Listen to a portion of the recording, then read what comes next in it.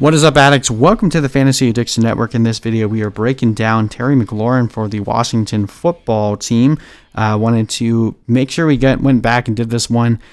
We had completely missed doing Washington, and then it worked out in our favor because we were going to release a glowing video on Darius Geis, who has let us down again and really let everyone down with his alleged abhorrent behavior. We won't get into that because at this point, there's nothing really in stone, but it does appear very, very bad what is happening with Darius Geis right now, and someone that probably won't be playing in the league anymore, assuming what happened is true. So we're not going to talk about Darius Geis anymore. Let's talk about Terry McLaurin, literally the only guy other than maybe Steven Sims in the late rounds that you'd even be considering drafting from Washington. Really came out and was the lone bright spot on this team last year in his rookie season. Finished with 58 receptions, but 919 receiving yards. Very good production from a rookie, 7 total touchdowns. He did miss 2 games, one with a concussion and one with a hamstring strain. Finished with 191.9 fantasy points and 13.7 fantasy points per game. He did have a pretty poor stretch over the course of week 7 through 11, and then another down game against Carolina, which I didn't think was possible because Carolina's defense was so bad. But Washington always seems to find a way to perform worse than their opponent, but capped the year with 3 good games. It began the year with 3 good games and capped it with 3 good games, and also had that one good game against Miami, which, I mean, everyone was dominating against Miami. 7 targets, 4 receptions, 100 yards, 2 touchdowns that game. Other than that, saw 1 touchdown in each of the games where he went green, except for week 16 against New York, where he had 7 receptions and 86 yards. So very involved in this offense. Now, the number one thing to ask about Terry McLaurin is how much do we expect Dwayne Haskins to take a step forward? We've got a new coach coming in with Ron Rivera, and with the truncated offseason, anytime that there is a new coaching staff, it might be something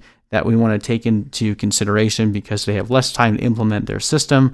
But coming into the second year of Dwayne Haskins, you have to expect him to at least take a little bit of a step forward, I hope.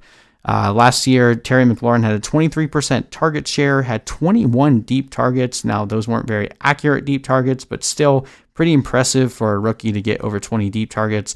15.8 yards per reception and 9.9 yards per target, both in the top 15 at the position.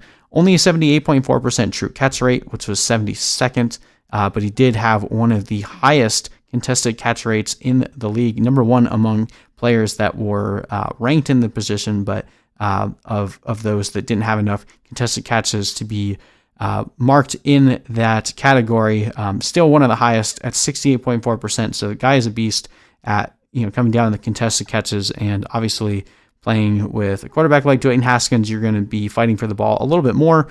Now, here's the one thing that is very interesting to note for Terry McLaurin. He finished with a 36.7% dominator rating, which was number 2 among receivers, which is pretty good. But considering that, how much more do we expect him to do in 2020? Again, this comes back to, does the volume go up in terms of the passing game? Does the efficiency go up? Can Dwayne Haskins actually perform? And remember, too, that first part of the year where Terry McLaurin was performing well was with Case Keenum and not with Dwayne Haskins. So, and then there's also the wrench of, is Alex Smith actually healthy enough to play football again? If Alex Smith is back, I'd probably be a little bit more bullish on Terry McLaurin in the first place. But right now, he's going in the 5th round, which is pretty much near where I think his ceiling ends up being.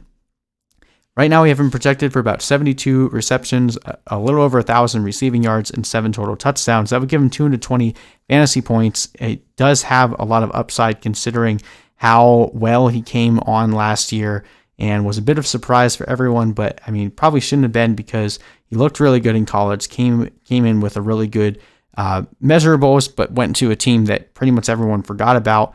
And then once he came onto the scene in week 1, people remembered his name. So if Dwayne Haskins is the quarterback, I think that ends up hurting him a good bit.